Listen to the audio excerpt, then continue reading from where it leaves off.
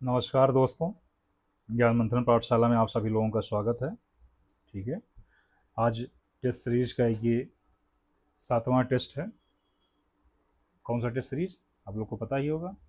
ठीक है, test series का नाम क्या है बताइए। आप लोग टेस्ट सीरीज देख रहे होंगे। ठीक है, कर्मयोगी कर्मयोगी जो है टेस्ट श्रृंखला चल रही है, जिसका ये 7वां पार्ट है। यदि आप लोगों ने नहीं देखा है तो पीछे जाके प्ले लिस्ट में जाकर आप लोग देखिए। ठीक है, आप लोगों को इससे निश्चित रूप से बहुत ही फ़ायदा होने वाला है। ठीक है, मैं लगातार टेस्ट सीरीज को लेके आ रहा हूँ। मैं गारंटी के साथ मैं कह सकता हूँ, जिस तरीके से ठीक है पिछले कई सालों से यूपीपीसीएस का एग्ज़ाम देते वक्त, ठीक है, एक आध साल की अपवाद छोड़ दिया जाए, उस साल भी 90 क्वेश्चन के आसपास यानी कि क्या कहते हैं रहे हैं। बाकी कोई ऐसा साल नहीं रहा है जिसमें पीटी में 100 क्वेश्चन से लेकर 115 क्वेश्चन के बीच में सही नहीं होता रहा। ऐसा नहीं है कि जो क्या कहते हैं कि आप लोग नहीं पढ़ते हैं या आप लोग सही नहीं कर सकते हैं, सभी लोग पढ़ते हैं। लेकिन सबसे अच्छा स्ट्रेटजी यही होता है कि आप लोग, ठीक है, आप लोग पढ़ते ज़रूर रहिए, टेक्स्ट पढ़ते रहिए, लेकिन कोशिश यही करते रहिए टेस्ट सीरीज जरूर सॉल्व कीजिए। ठीक है, कहीं से भी कीजिए, जहाँ से भी आपको अच्छा लगे। इससे जो कॉन्सेप्चुअल क्लियरिटी भी होती है, कई बार ऐसा होता है हम फंस जाते हैं, फिर जाके हम उसको अच्छे से किसी किताब में देखते हैं। और दूसरा चीज़ है, नए क्वेश्चंस भी मिल जाते हैं और हम करते रहते हैं तो कॉन्फिडेंस भी हमारा बढ़ता है। तो इसी सीरीज में ये मेरा 7वां सीरीज है। ठीक है, इस सीरीज का 7वां पार्ट है। टेस्ट संख्या 7 है। और आप लोग क्या कहते हैं इसको अच्छे से देखिए। ठीक है, और कमेंट बॉक्स में ज़रूर बताइए कि आप लोगों के कितने क्वेश्चन सही हुए हैं। ठीक है, चलिए हम आगे बढ़ जाते हैं और आगे बढ़ के हम क्वेश्चन को देखते हैं। ठीक है, क्या हमारा जो क्वेश्चन है, पहला क्वेश्चन है, ध्यान दीजिएगा। पहला क्वेश्चन है कि गंगा नदी जब झारखंड में, ध्यान दीजिएगा, झारखंड में राजमहल की पहाड़ी से उत्तर और यूं प्रवाहित होती हुई फरक्का के पास बांग्लादेश में प्रवेश करती है तो इसका क्या नाम हो जाता है बताइए। जमुना, पद्मा, मेघना, हुगली। इस क्वेश्चन का जवाब बताइए।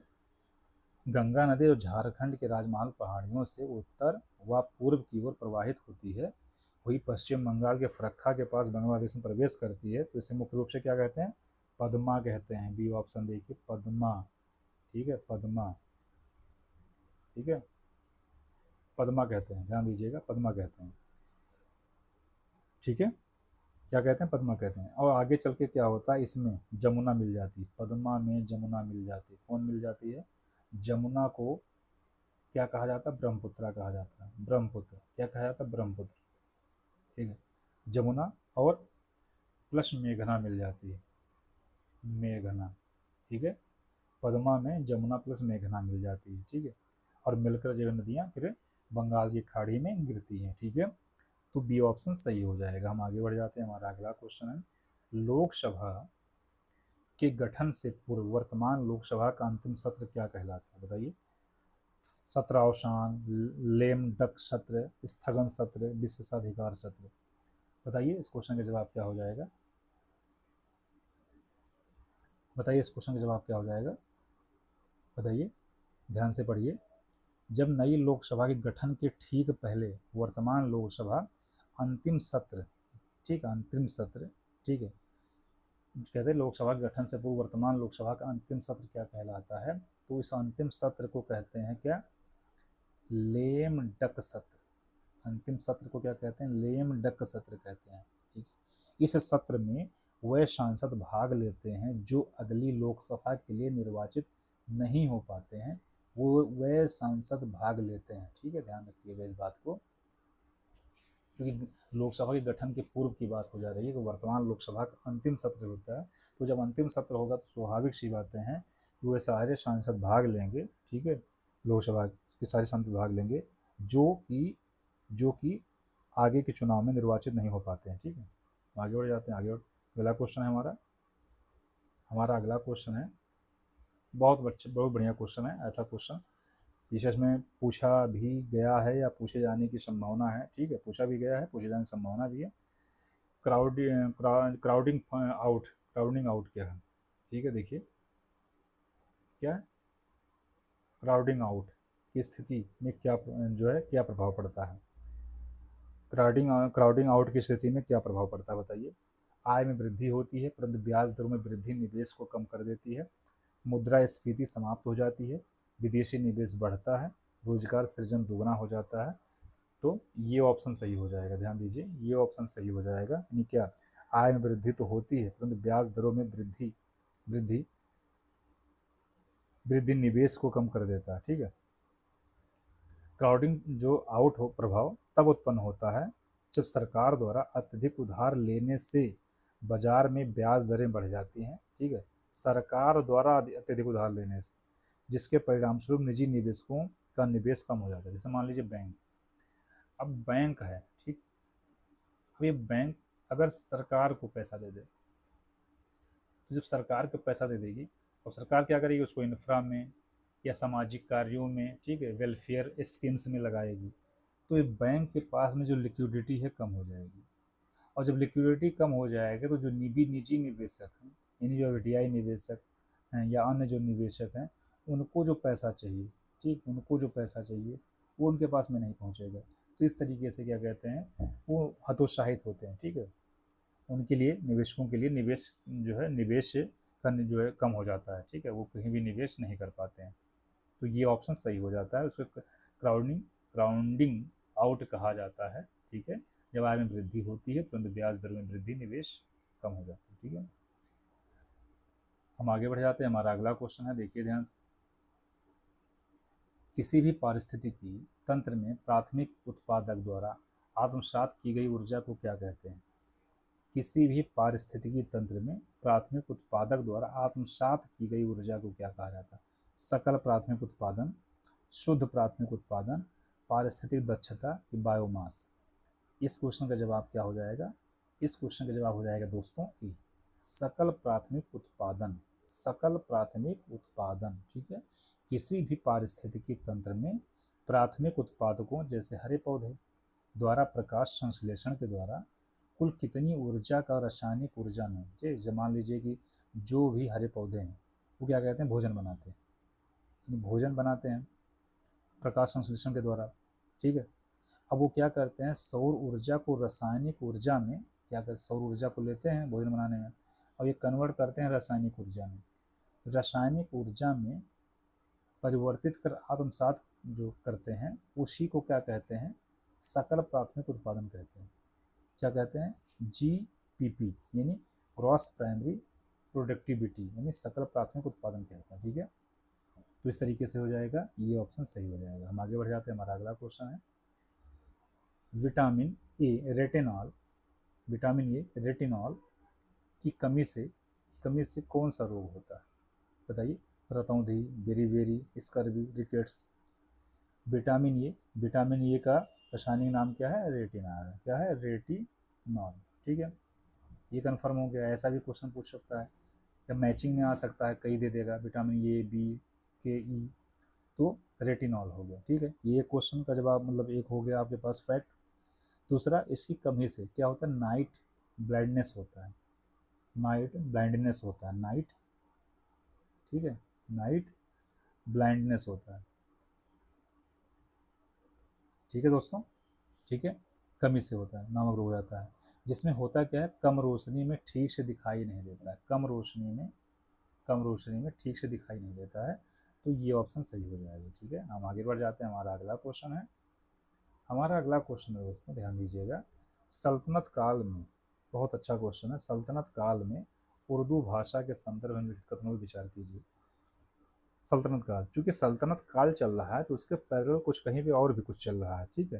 तो इब्राहिम आदिल शाह द्वितीय जो बीजापुर, ठीक है, बीजापुर, यानी अगर उत्तर भारत में सल्तनत काल चल रहा है तो साउथ में भी बीजापुर, गोलकुंडा, ठीक है, बरार, बीदर, ठीक है, और उसके बाद में जो और ऐसे छोटे छोटे क्या कहते हैं कि जो राज्य शासन कर रहे होते हैं, तो पैरेलल वहाँ भी चल रहा है। ठीक है। जैसे विजयनगर साम्राज्य। ठीक है। तो इब्राहिम आदिल शाह द्वितीय बीजापुर पहला शासक था जिसने, ध्यान दीजिएगा, इब्राहिम आदिल शाह सेकेंड है, फर्स्ट मत लगाइएगा, कई बार क्वेश्चन कंफ्यूज करने के लिए दे देता है। जिसने उर्दू को अपने राज्य का राजकीय भाषा या राजभाषा घोषित किया, बिल्कुल सही है। बिल्कुल सही है, इस क्वेश्चन को जो है सही कर लीजिएगा। सही है, राजभाषा घोषित किया, क्या बिल्कुल सही है? बताइए।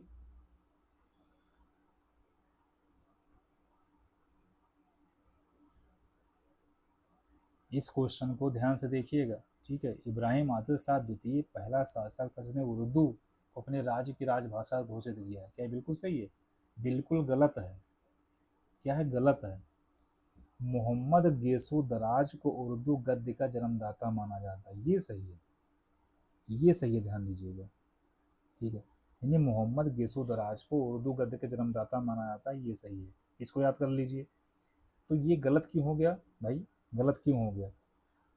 क्योंकि इब्राहिम आदिल शाह द्वितीय नहीं दोस्त, मोहम्मद कुली कुतुब शाह, मोहम्मद कुली कुतुब शाह, कुतुब शाह, इन्होंने, ध्यान दीजिएगा, इन्होंने क्या किया था? मोहम्मद अली कुतुब शाह उर्दू को अपने राज्य का राजभाषा घोषित किया था। क्लियर? एक तो ये फैक्ट इसको याद कर लीजिए, ऐसे क्वेश्चन कई बार कंफ्यूज कर जाते हैं। और मोहम्मद गेसु दराज को उर्दू गद्य का जन्मदाता माना जाता है। मोस्ट इंपॉर्टेंट क्वेश्चन है ये, मोस्ट इंपॉर्टेंट क्वेश्चन है, इसको लगा लीजिए, ठीक है। हम आगे बढ़ जाते हैं, अगला क्वेश्चन है हमारा, उत्तर प्रदेश की सीमा में, बताइए, उत्तर प्रदेश की सीमा से लगने वाले कुल कितने राज्य एवं केंद्र शासित प्रदेश हैं? बताइए, बताइए कितने हैं?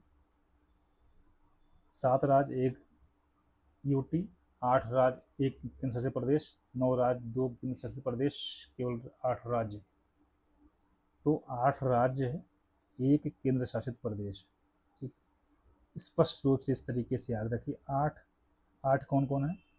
यूटी तो पता है, यूटी दिल्ली होगा, कौन सा? दिल्ली।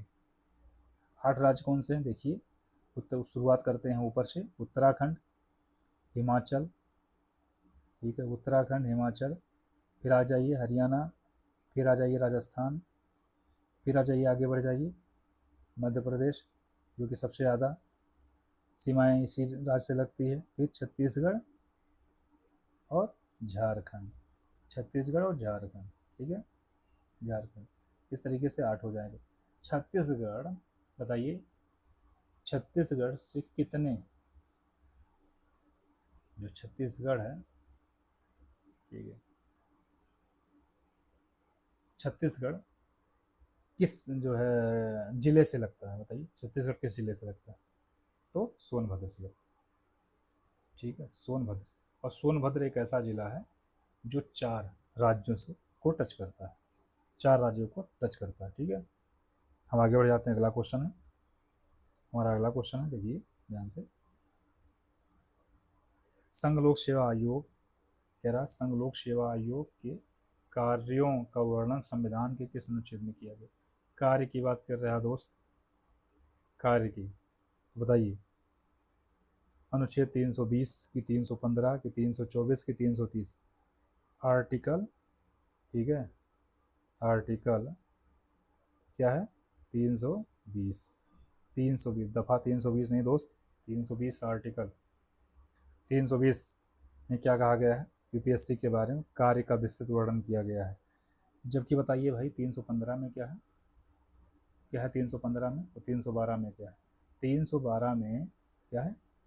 पहले 312 बताइए। अखिल भारतीय सेवाओं के बारे में बताया गया, अखिल भारतीय सेवाओं के बारे में बताया गया है। और 315 क्या गया? यूपीएससी व राज्य लोक सेवा आयोग गठन की बात की गई है। यूपीएससी या पीएससी, पीएससी के गठन की बात की गई, ठीक है। तो इस तरीके से क्लियर हो गया। हम आगे बढ़ जाते हैं। 324 तो पता ही होगा, ठीक है। 324 किससे है? चुनाव आयोग। 330 किससे है? 330, 31, 32, 330 बताइए, एससी, एससी से है, ठीक है। आगे बढ़ जाते हैं, आगे बढ़ जाते हैं, अगला क्वेश्चन हमारा, एफ आई आई और एफ डी आई पूंजी खाते के अंतर्गत आते हैं क्योंकि इसके अंतर्गत किसका क्रय विक्रय सम्मिलित है? बताइए, F I I, F D I पूंजी खाते के अंतर्गत आते हैं। एक फैक्ट क्लियर हो गया, क्योंकि इसके अंतर्गत किसके क्रय विक्रय को शामिल किया जाता है, बताइए। ये सभी अंतर्राष्ट्रीय परिसंपत्तियों जैसे स्टॉक बॉन्ड आदि का, केवल बी केवल वस्तुओं और सेवाओं का, सी केवल सरकारी ऋणों का, डी अल्पकालिक ऋणों का। तो ये ऑप्शन सही हो जाएगा, सभी अंतर्राष्ट्रीय परिसंपत्तियों जैसे स्टॉक बॉन्ड आदि का। ठीक है। प्रत्यक्ष विदेशी निवेश यानी एफडीआई और विदेशी संस्थागत निवेश यानी एफआईआई दोनों पूंजी खाते यानी कैपिटल अकाउंट के अंतर्गत आते हैं, क्योंकि इसके अंतर्गत क्या होता है, अंतर्राष्ट्रीय परिसंपत्तियों, शेयरों, बांडों और क्या व्यवसायिक स्वामित्व का क्रय विक्रय शामिल होता है। ठीक है। हम आगे बढ़ जाते हैं दोस्तों। हमारा अगला क्वेश्चन नाइट्रोजन स्थिरीकरण का है। Nitrogen fixation, nitrogen fixation, nitrogen स्थिरीकरण धान के खेतों में जल प्लावित अवस्था में निम्नलिखित में से किसके द्वारा किया जाता है, बताइए। नॉस्टा और ओलोसिरा, साइनोबैक्टीरिया, राइजोबियम, एजोटोबैक्टर की कवक। यानी यहाँ कह रहा है जब नाइट्रोजन स्थिरीकरण है धान के खेतों में, जब जल प्लावित अवस्था में, धान का खेत है, ठीक है, धान के खेत लगे हैं मान लीजिए, अब धान के यहाँ पानी भरा हुआ है, वाटर, ठीक है, और इस कंडीशन की बात कर रहा है, तो इस कंडीशन में नॉस्टॉक और ओलाशिरा साइनोबैक्टीरिया, ठीक है, ओलाशिरा साइनोबैक्टीरिया, नॉस्टॉक ओलाशिरा साइनोबैक्टीरिया, ठीक है, जल जो है जल प्लावित की स्थिति में, जैसे ये चूंकि क्या है, ध्यान दीजिएगा, जो नॉस्टॉक ओलाशिरा साइनोबैक्टीरिया है ये अपने आप में क्या है, ये अपने आप में साइनोबैक्टीरिया यानी कि नीले हरे हरित शैवाल हैं ये, ठीक है, नीले हरित शैवाल हैं। ठीक है। हम आगे बढ़ जाते हैं। हमारा अगला क्वेश्चन है, बताइए। सिल्वर ब्रोमाइड, सिल्वर ब्रोमाइड का मुख्य उपयोग किस क्षेत्र में किया जाता है, बताइए। फोटोग्राफी में, परत चढ़ाने के लिए, अग्निरोधक कपड़ा बनाने के लिए, बर्तन चमकाने के लिए, उर्वरक निर्माण में, बताइए। इस क्वेश्चन का जवाब क्या हो जाएगा, इस क्वेश्चन का जवाब ये हो जाएगा, फोटोग्राफी में परत चढ़ाने के लिए यानी सिल्वर ब्रोमाइड, ठीक है। AgBr, क्या AgBr क्यों सिल्वर ब्रोमाइड कहा जाता है, इसका मुख्य कार्य क्या है, उपयोग क्या होता है, फोटोग्राफिक फिल्मों और प्लेटों का पर प्रकाश संवेदनशील परत चढ़ाने के लिए किया जाता है, क्योंकि यह प्रकाश के प्रति अत्यधिक संवेदनशील होता है, ठीक है। तो प्रकाश के प्रति अधिक संवेदनशील होती है, इसीलिए क्या करते हैं, प्लेटों पर प्रकाश संवेदनशील परत चढ़ाने के लिए इसका उपयोग किया जाता है। हम आगे बढ़ जाते हैं। हमारा अगला क्वेश्चन है, देखते हैं। हमारा अगला क्वेश्चन है, पुष्टि मार्ग के संस्थापक किसे माने जाते हैं, बताइए। पुष्टि मार्ग के संस्थापक कौन, वल्लभाचार्य, विट्ठलनाथ, शंकराचार्य, रामानंद, ठीक है, बताइए कौन है पुष्टि मार्ग के संपादक, कौन है, बताइए।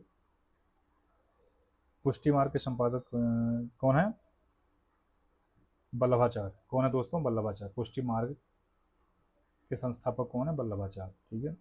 वल्लभाचार्य कौन है, भक्ति काल के प्रसिद्ध संत हैं। वल्लभाचार्य कौन है, भक्ति काल के प्रसिद्ध संत है, ठीक है। और पुष्टि मार्ग जो है, पुष्टि मार्ग इन्होंने क्या कहते हैं, शुद्ध अद्वैतवाद चलाया। क्या चलाया, शुद्ध अद्वैतवाद, अद्वैतवाद, शुद्ध अद्वैतवाद चलाया। और अद्वैतवाद किसने चलाया, शंकराचार्य ने। क्या चलाया, अद्वैतवाद, अद्वैतवाद, ठीक है, अद्वैतवाद चलाया। और रामानंद ने, ठीक है, बताइए, रामानंद, विट्ठलनाथ, ठीक है, इस तरीके से, ठीक है, यानी ये ऑप्शन सही हो जाएगा, ठीक है, ये ऑप्शन सही जाएगा। पुष्टि का वल्लभाचार्य हो जाएंगे, ठीक है, पुष्टि का वल्लभाचार्य होंगे, शंकराचार्य होंगे, शुद्ध अद्वैतवाद हो जाएंगे, ठीक है।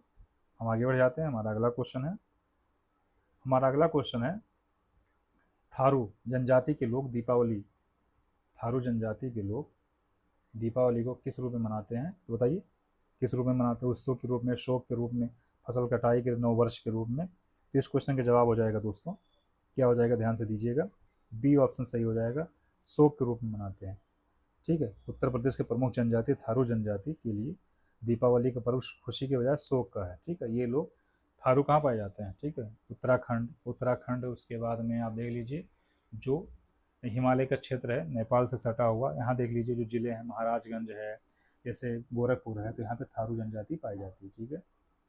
हमारा अगला क्वेश्चन ध्यान से देखिएगा, मंत्री परिषद की सदस्यता, मंत्री परिषद सदस्यता के संदर्भ में निम्नलिखित कथनों पर विचार कीजिए, बताइए, विचार करना है, विचार कीजिए, अब विचार कीजिए। मंत्रिपरिषद की सदस्यता केवल लोकसभा तक सीमित रहती है, राज्यसभा के सदस्य इसके सदस्य नहीं होते हैं, नहीं बनाए जा सकते। बताइए क्वेश्चन कर सही है? ये क्वेश्चन सही है? बताइए, ये क्वेश्चन बिल्कुल गलत है। मतलब इस क्वेश्चन का ये विकल्प बिल्कुल गलत है। ठीक है, दूसरा देख लेते हैं। यदि कोई व्यक्ति किसी भी सदन का सदस्य ना हो तब भी वह 6 माह तक मंत्रिपरिषद की सदस्यता ग्रहण कर सकता है। बिल्कुल सही है दोस्तों।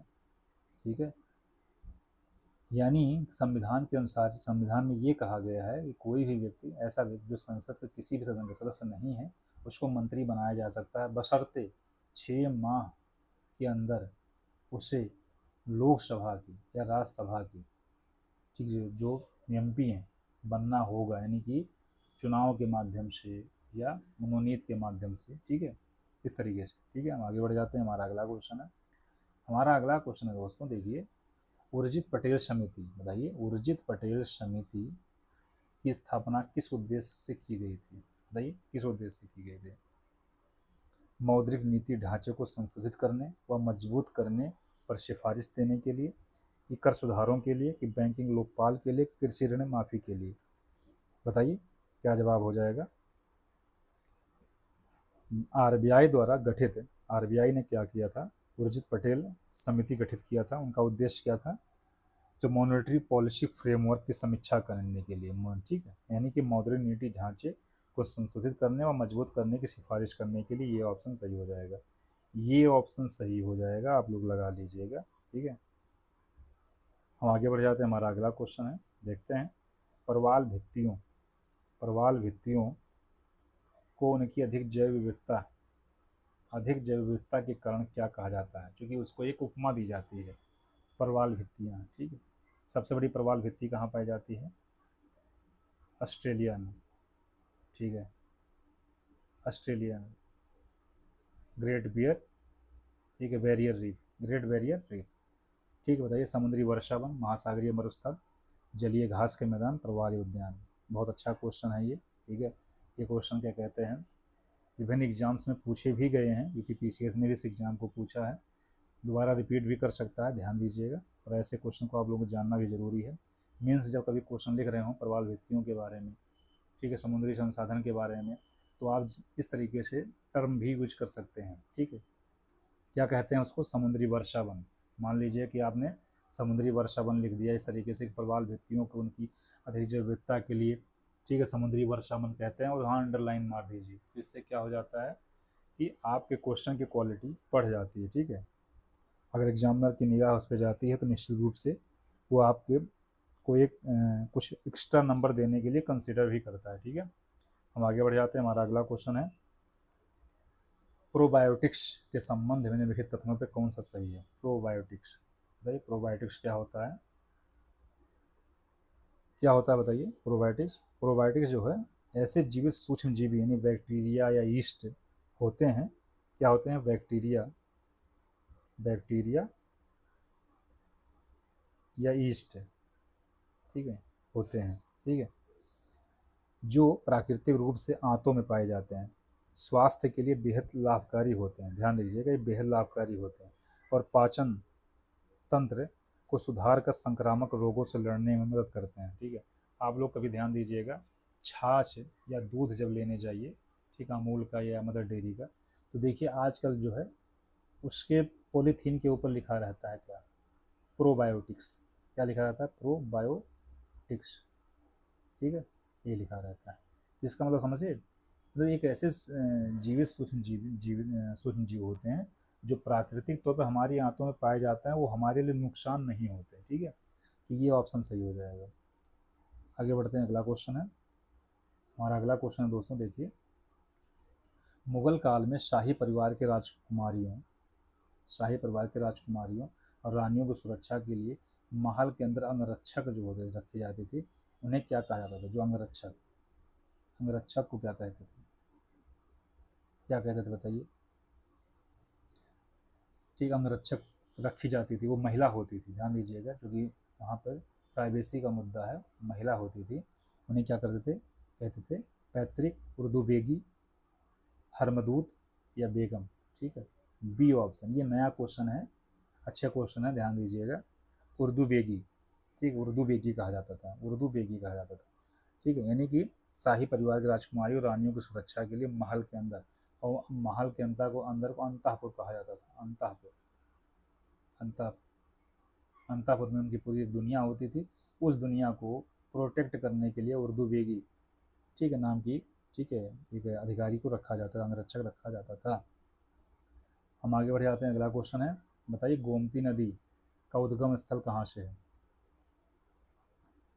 नेपाल हिमालय से नहीं, अमरकंटक पहाड़ी से नहीं, दूधा टोली से नहीं, बी ऑप्शन सही हो जाएगा, पीलीभीत जिला के फुलहार झील से, ठीक है, फुलहार झील से, ठीक है। हम आगे बढ़ जाते हैं, आसान क्वेश्चन, अगला क्वेश्चन देख लेते हैं, देखिए ध्यान से, आसान और टफ क्वेश्चन दोनों करिए, ठीक है। ये इस तरीके से क्या कहते हैं, प्रैक्टिस करना बहुत ज़रूरी है। कई बार ऐसा हो जाता है आसान क्वेश्चन भी गलत हो जाते हैं। नीति निर्देशक तत्वों का वर्णन संविधान के किस भाग, डीपीएसपी की बात की जा रही है, संविधान के किस भाग में और किन अनुच्छेदों के बीच में है? भाग बताइए और अनुच्छेद, ठीक है, तो बताइए भाग, भाग चार, भाग चार, अनुच्छेद 36 से 51 तक, 36 से 51 तक, ठीक है। Directive principles of states policy, DPSP, DPSP, ठीक है। बताइए 51 में क्या है, अनुच्छेद 51 में क्या है, ठीक है, 51 में बताइएगा, ठीक है, क्या है, कमेंट बॉक्स में जरूर बताइएगा कि अनुच्छेद 51 में क्या कहा गया है, ठीक है। और बाद में अनुच्छेद 51 का भी जोड़ा गया, बताइए, ये नहीं मौलिक अधिकार की बात की जा रही है, लेकिन 51 के बारे में बताइए क्या कहा गया है, आप लोग कमेंट बॉक्स में जरूर बताइएगा, ठीक है। तो इस क्वेश्चन का जवाब क्या हो जाएगा, ये हो जाएगा, ये ऑप्शन सही हो जाएगा, ठीक है। हम आगे बढ़ जाते हैं, हमारा अगला क्वेश्चन है, अर्थव्यवस्था में अवस्थिति, अर्थव्यवस्था में अवस्थिति की स्थिति में मुद्रा में बढ़ोतरी की आवश्यकता होती है, तो आरबीआई किसी मौद्रिक नीति अपनाती है, आरबीआई कैसी मौद्रिक नीति अपनाएगी बताइए। अगर अस्फीति की स्थिति में मुद्रा में बढ़ोतरी की आवश्यकता होती है, मान लीजिए कि अस्फीति हो गई, ठीक है, अस्फीति हो गई, ठीक है, यानी डिफ्लेशन हो गया है। डिफ्लेशन मतलब क्या हो जाता है, अस्फीति की स्थिति कब हो जाती है, जब मुद्रा या मांग की कमी, मुद्रा या मांग की कमी हो जाती है, तो आरबीआई उसमें कैसी मौद्रिक नीति अपनाएगी बताइए। सस्ती, महंगी मौद्रिक नीति की, तटस्थ की, कोई नहीं, सस्ती मौद्रिक नीति अपनाएगी, ठीक है, सस्ती। इससे क्या हो जाएगा, ऐसी स्थिति से निपटने के लिए, ठीक है, कुछ सस्ती मौद्रिक नीति अपनाएगी। इससे क्या होगा, धन की आपूर्ति बढ़ाया जा सके। जब धन की आपूर्ति बढ़ेगा तो बढ़ाने के लिए क्या करना पड़ेगा, जो रिपो रेट है या ब्याज दर है उसमें कटौती करनी पड़ेगी। रिपो रेट ब्याज दर में कटौती करोगे तभी जो निवेशक होंगे या जो उधार लेने वाले होंगे वो बैंक के पास में जाके उधार लेकर अपने अपने क्या कहते हैं उद्यम में या किसी अन्य एसेट्स में निवेश करेंगे, ठीक है, जिससे कि अर्थव्यवस्था और स्फीति से निकल जाएगी। हम आगे बढ़ जाते हैं, अगला क्वेश्चन है, बताइए जैव आवर्धन, ठीक है, बायोमैग्निफिकेशन, बायो बायोमैग्निफिकेशन का क्या अर्थ है, ठीक है। अगर ऐसे क्वेश्चन डायरेक्ट पूछ ले मेंस में कि जैव आवर्धन क्या है, ठीक है, जैव आवर्धन क्या है, यह किस तरीके से, ठीक है, प्राकृतिक पर्यावरण को, ठीक है, नुकसान पहुंचाती है, या कुछ इस तरीके से पूछ ले, ठीक है, प्लास्टिक को लेकर या प्रदूषण को जोड़ कर ऐसे पूछ ले, ठीक है, तो ऐसा भी क्वेश्चन पूछ सकता है। इसलिए जब पीटी आप पढ़ते रहिए तो जो फैक्चुअल पॉइंट हैं, जो फैक्ट्स हैं उसको भी यूज करने के लिए कोशिश करेंगे तो इससे याद होगा, ठीक है, इससे याद होगा, तो कहीं ना कहीं उसको यूटिलाइज कर लिया कीजिए। जैवावर्धन क्या है का क्या अर्थ है, उत्तरोत्तर पोषण स्तर पर विषैले पदार्थ की सांद्रता में वृद्धि, जीवों की संख्या में वृद्धि, वनों का घनत्व बढ़ना, तापमान में वृद्धि। बताइए, बताइए क्या है इसका, ये ऑप्शन सही हो जाएगा, उत्तरोत्तर पोषण स्तर पर विषैले पदार्थों की सांद्रता में वृद्धि, ठीक है। जो बायोमैग्निफिकेशन है, ठीक है, नहीं वो क्या है, वह एक प्रक्रिया, ऐसा प्रक्रिया है जिसमें खाद्य श्रृंखला के निचले स्तर से, मान लीजिए यहाँ शुरू हुआ, निचले स्तर से उच्च स्तर, निचले स्तर से उच्च पोषण स्तर, निचले स्तर से उच्च पोषण स्तर, उच्च पोषण स्तर की ओर बढ़ने पर, बढ़ रहे हैं मान लीजिए, बढ़ने पर अजैव निम्नीकरण विषैले पदार्थ, अजैव निम्नीकरण कौन से होंगे, जैसे DDT है, पारा है, ठीक है, सब अजैव है, यानी ये घुलित नहीं होते हैं। निम्नीकरण, ठीक है, यानी अजैव निम्नीकरण विषैले पदार्थ की सांद्रता लगातार बढ़ती जाती है, की सांद्रता लगातार बढ़ती जाती है, ठीक है। इसलिए कहते हैं कि समुद्री मछली होती है, ठीक है, उसमें पारा वगैरह की, ठीक है, की संख्या बहुत ज़्यादा हो जाती है, यानी कि उसकी मात्रा बहुत ज़्यादा हो जाती है, शरीर के लिए नुकसान होता है, क्योंकि समुद्र का पानी काफ़ी प्रदूषित हो चुका है, या प्रदूषित जगहों से जहाँ भी कुछ इस तरीके की चीज़ें हैं, उससे भी मान लीजिए कोई पौधा है, उस पौधे में वो मात्रा बढ़ जाती है, तो वो सब घटनाएं जो होती हैं, जो बढ़ने की घटनाएं होती हैं विषैले पदार्थों की सांद्रता में, यानी वो अजैविक होता है, वो जैव आवर्धन कहलाता है, ठीक है। हम आगे बढ़ जाते हैं, अगला क्वेश्चन है, बताइए अगला क्वेश्चन।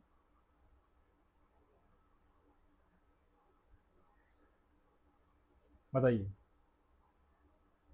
फ्लोरोसिस की बीमारी आमतौर पर तब होती है जब पौधों या शरीर को किसकी अपर्याप्त मात्रा हो जाती है, बताइए किस चीज़ की अपर्याप्त मात्रा हो जाती है, बताइए किसकी।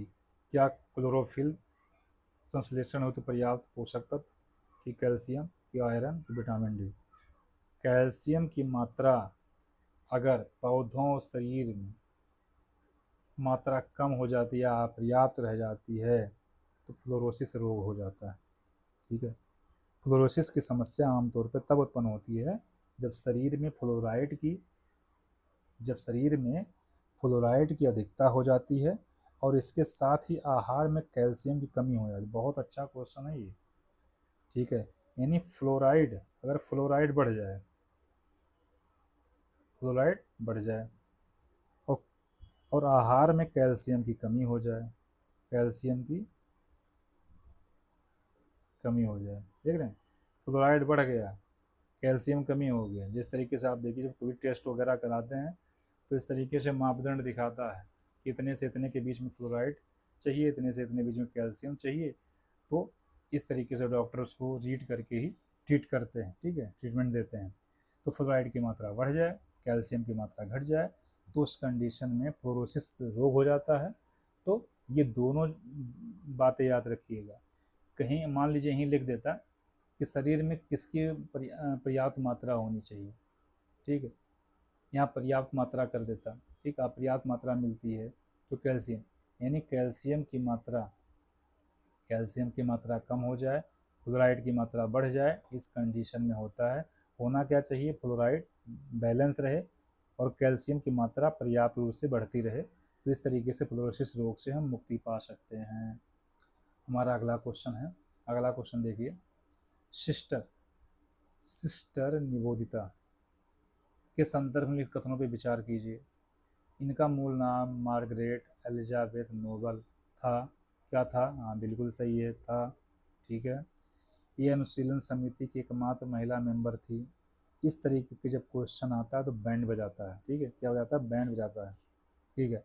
कई बार हम कंफ्यूज हो जाते हैं कि अरे यार, ठीक है कि नहीं है, ठीक है। पहला ऑप्शन सही है मेरे दोस्त, सेकंड गलत है।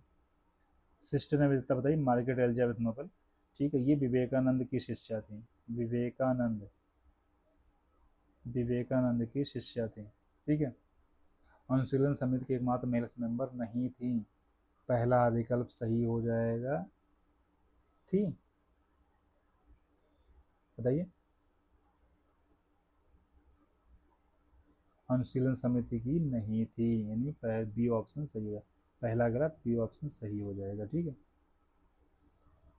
हम आगे बढ़ जाते हैं, हमारा अगला क्वेश्चन देखते हैं, अगला और लास्ट क्वेश्चन इस सेशन का। देखिए, भारत में अधिकांश वर्षा किस मानसून से प्राप्त होती है, उत्तर पूर्व मानसून, दक्षिण पूर्व मानसून, पश्चिम मानसून, लौटता हुआ मानसून, स्थानीय चक्रवात।